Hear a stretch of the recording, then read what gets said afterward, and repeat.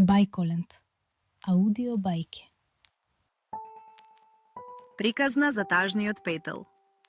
Знаете веќе дека Зоки Поки живее во многукатна зграда во центарот на градот. Бидејќи пред неа и зад неа нема двор, неговите родители чуваат еден петел на таванот. Тоа се разбира забрането, но петелот е толку убав и голем што не им дава срцето да го заколат. Секое утро Зоки и баба му носат храна на петелот. Кога ќе влезат тие на таванот, петелот секогаш стои мирно во еден агол. Не се ни трга, ни бега, само така стои и гледа понекогаш во Зоки со своите љубопитни очи. Бабо, се чуди често Зоки, што му е на овој петел? Тажен е, му вели баба му. Затоа е таков. Зошто би бил тажен? Па на таван е Зоки. Кој петел не би сакал да биде на двор? Мисли Зоки. Многу е жално кога некој е тажен. Што може да се направи со овој петел? Да се пушти, сосе малку на улица, например. Како би било тоа? Откако слегоа долу, во станот, Зоки скришум се искачува пак на таванот и почнува да го гони петелот удолу по скалите. Петелот први ни изгледа многу зачуден, но потоа, како да сваќа нешто, истрчува и почнува да бега по скалите. На своите ги шири крилјата како авион. Скока и крека колку што му држи гласот. Зоки трча по него, се препнува, паѓа и вика. Се отвораат вратите од становите. Излегуваат жителите на големата зграда и кога го гледаат петелот, помислуваат дека тој треба да се фати. Сите потрчуваат по петелот, а тој сега веќе исплашен, уште побрзо полетува на улица. Улицата малку го збунува.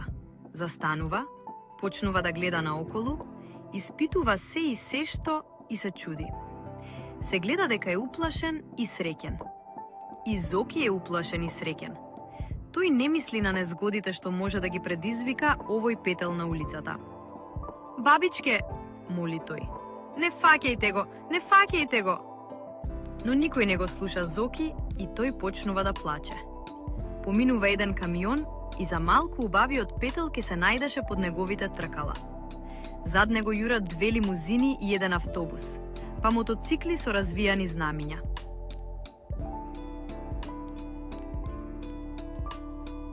Петелот сосем се избезумува. Крека, ги шири крилјата и трча од еден до друг тротоар. Луѓето што трчаат кон него за да го фатат, уште повеќе го избезумуваат. Туку што ке избега од нив, еве ги тркалата на некој автобус, еве ги нозете на некој минувач или количка на некое бебе. Ах, каква брканица! Сообраќајот се запира. Доаѓа полицаец и бабата на Зоки мора да плати казна. Во градовите домашните животни не смеат да шетаат на улица, и тоа треба да се знае и да се почитува. Но зарем тоа го знаеа Зоки и убавиот петел? Петелот пак мора да се врати на таван. Но по овој настан, како нешто да се измени во неговиот живот.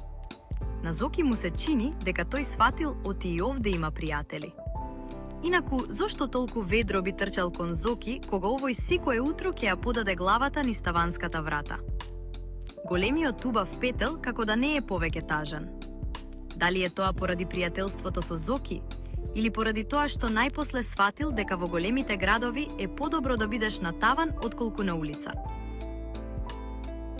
Ако ти се допадна бајката, притисни лайк, шер и сабскрајб.